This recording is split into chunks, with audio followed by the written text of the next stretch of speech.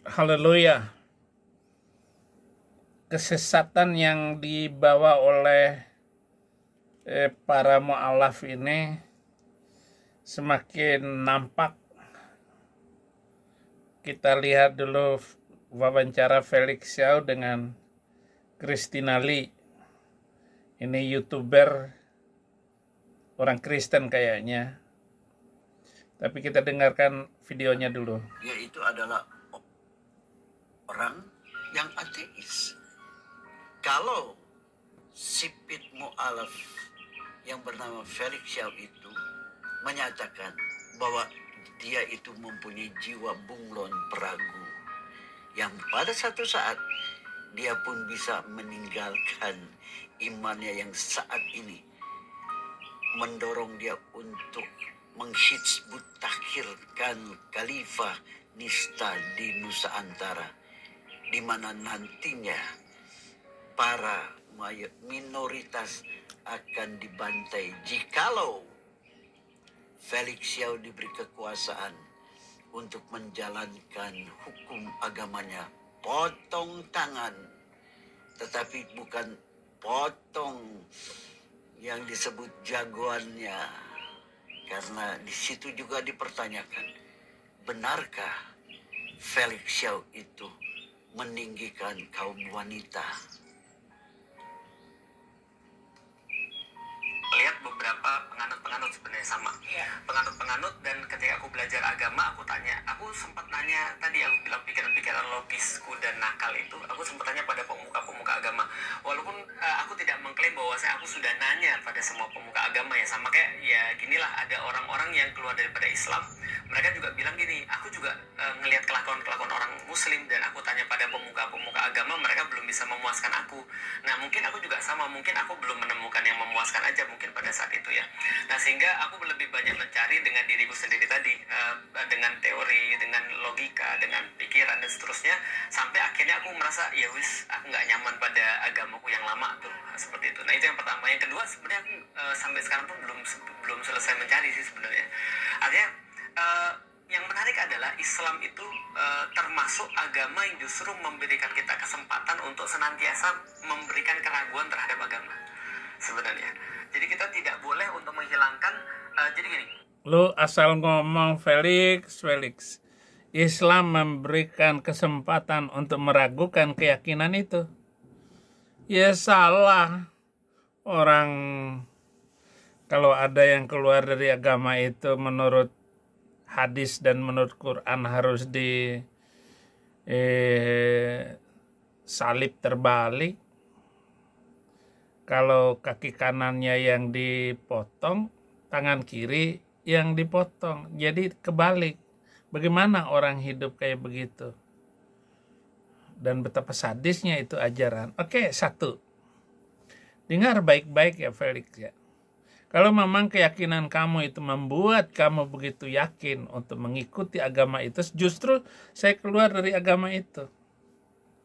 Surat ke-23 ayat 5 dan sampai 6, jagalah penismu kecuali kepada istri dan pembantumu. Jadi jangan kesana kemari. Istri dan pembantu boleh ditiduri. Makanya TKW yang ke Arab Saudi itu semua yang dilakukan, dan orang yang memelihara kemaluannya katanya. Ala azwajihim aw ma malakat aimanuhum wa innahum ghairu malumin.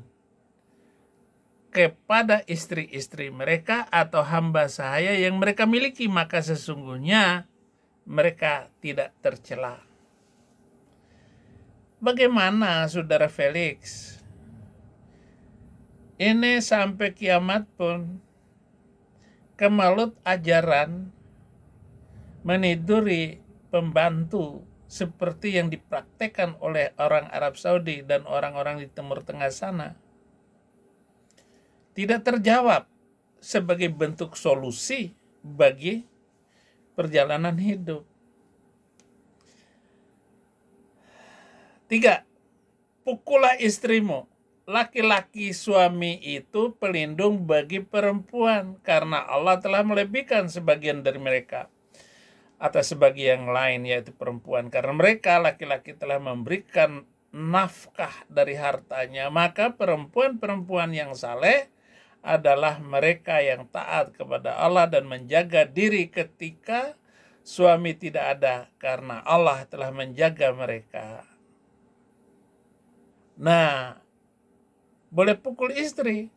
Perempuan-perempuan yang kamu khawatirkan nususnya, hendaklah kamu beri nasihat kepada mereka. Tinggalkanlah mereka di tempat tidur dan pukullah mereka. Tetapi jika mereka mentaatimu, janganlah kamu mencari-cari alasan untuk menyusahkannya. Sungguh Allah Maha Tinggi lagi Maha Besar. Ini undang-undang agama loh, di mana pencipta langit dan bumi yang menurunkan hukum itu. Boleh suami memukul istri. Jangan coba-coba di negara barat, Eropa, dan Australia. Itu hukum sudah mapan 3 benua ini. Bahkan sekarang Cina itu sudah memberlakukan hukum untuk menghormati wanita. Cina sudah terpengaruh.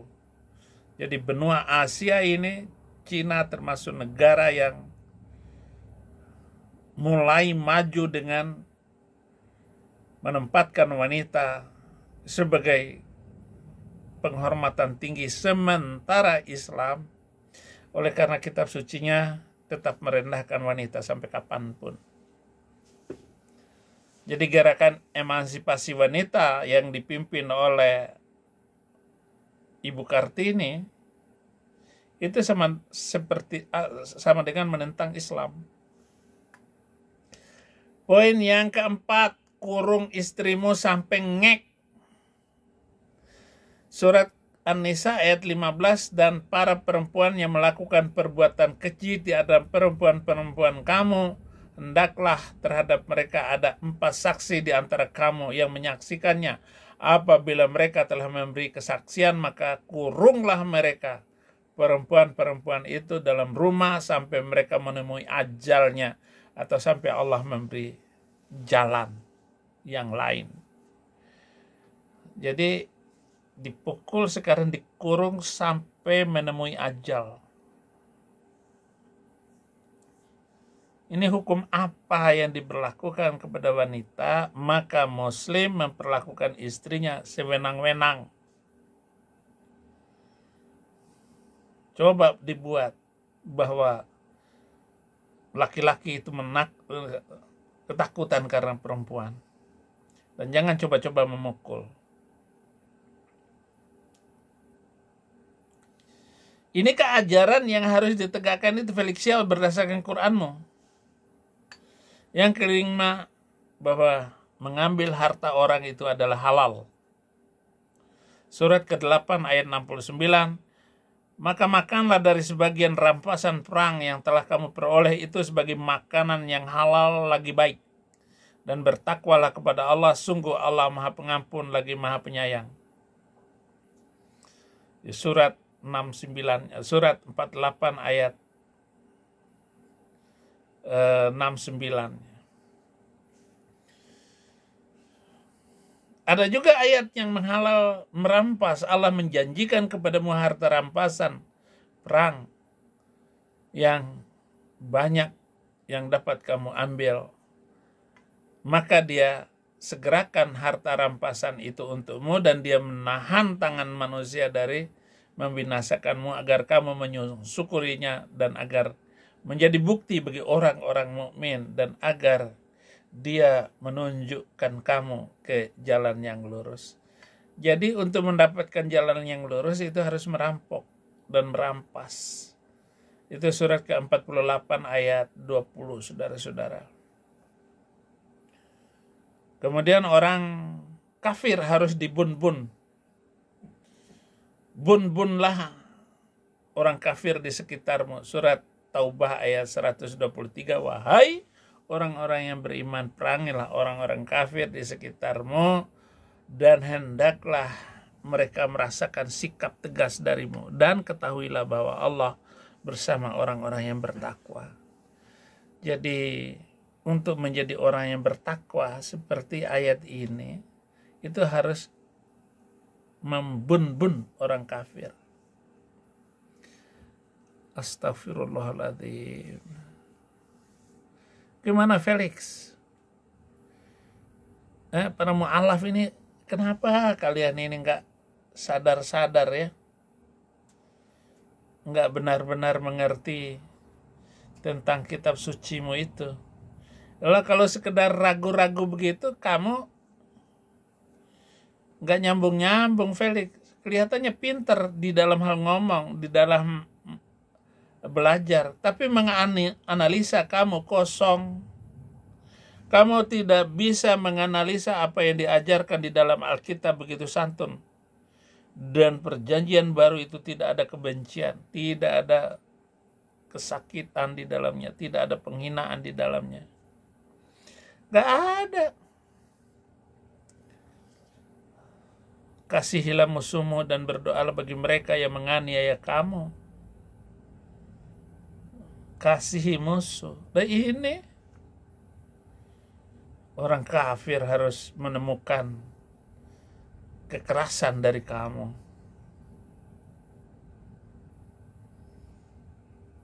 Itu dihalusin bahasanya. Hendaklah mereka merasakan sikap tegas dari kamu. Itu kekerasan kok. Ancaman dari kamu. Ini terjemahan Al-Quran ini banyak yang dipelesetkan oleh Departemen Agama. Terima kasih saudara-saudara sudah bersama channel ini. Jadi saya itu akan bayar hutang karena begitu banyak hal yang harus saya tanggapi dari cara berpikir kalian yang sesat dan para ustadz yang memang sesat dan menyesatkan. Terima kasih, jangan lupa like dan subscribe. Tuhan Yesus memberkati.